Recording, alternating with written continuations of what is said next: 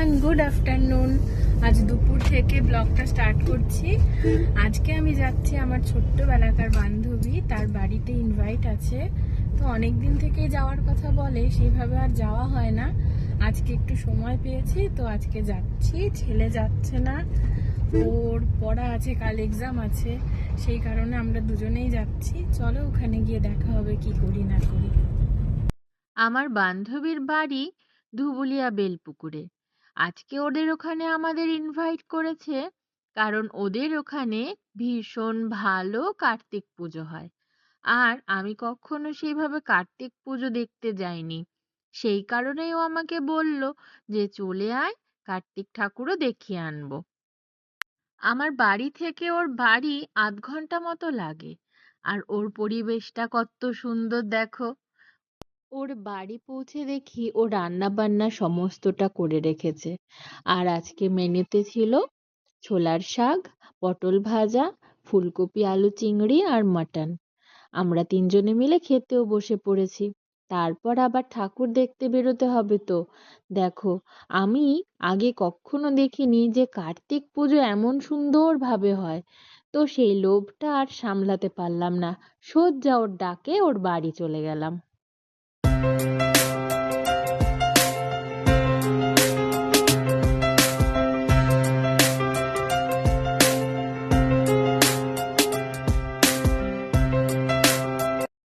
আমি ভেবেছিলাম যে কার্তিক পুজো মানে শুধু কার্তিক ঠাকুরই থাকবে, কিন্তু এখানে এসে তো দেখছি উল্টো। কারণ শিব, দুর্গা, লক্ষ্মী, সরস্বতী, গণেশ সকলের মাঝে রয়েছে কার্তিক। তো একই সঙ্গে প্যান্ডেলগুলোতে সমস্ত দেবতার পুজো হয়, আর তার সাথে কার্তিকের কোনো কোনো মূর্তিতে দেখছি মা দুর্গার কোলে কার্তিক। এখানে যদি আমি না আসতাম, তাহলে হয়তো জানতে পারতাম না যে কার্তিক পুজোতেও এত সুন্দর লাইটিং, প্যান্ডেল, এত সুন্দর একটা পরিবেশ হয়। তো আমি এসে ভীষণ খুশি হয়েছি। আর তোমাদের সাথেও আমি একটু শেয়ার করে নিলাম। এই প্যান্ডেলটা দেখো, এত সুন্দর। পুরো গ্রামের সকলে এই পুজোর কটা দিন ভীষণ আনন্দ করে। আর যারা বাইরে কাজকর্ম করে, এই পুজোতে তারা সকলে বাড়িতে ফেরে। এমনকি গ্রামের যেসব মেয়েদের বাইরে বিয়ে হয়েছে, তারাও চলে আসে কার্তিক পুজোতে তাদের বাপের বাড়ি।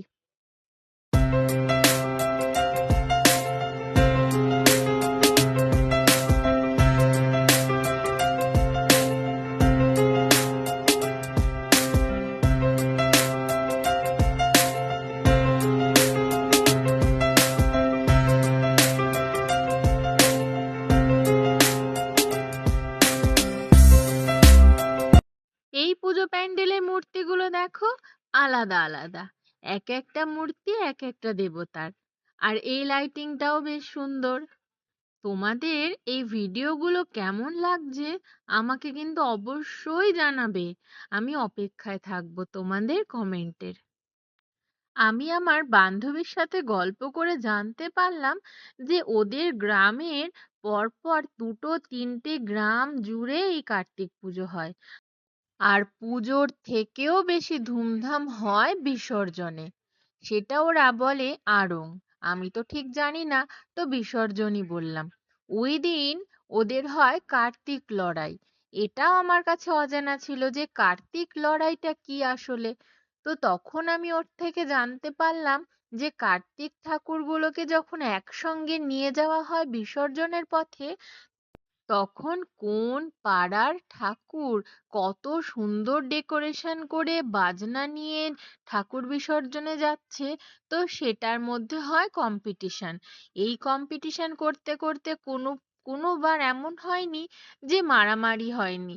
তো সেটাই তারপর থেকে ওরা বলে কার্তিক লড়াই। তো আমি এতটুকুনি ওদের থেকে জানতে পেরেছি, তোমরা হয়তো এর থেকে বেশি জানলেও জানতে পারো।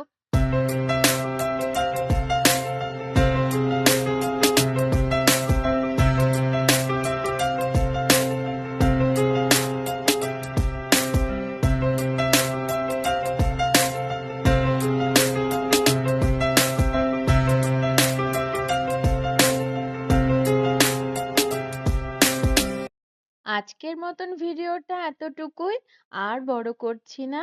তোমরা সকলে ভালো থেকো, সুস্থ থেকো, সাবধানে থেকো।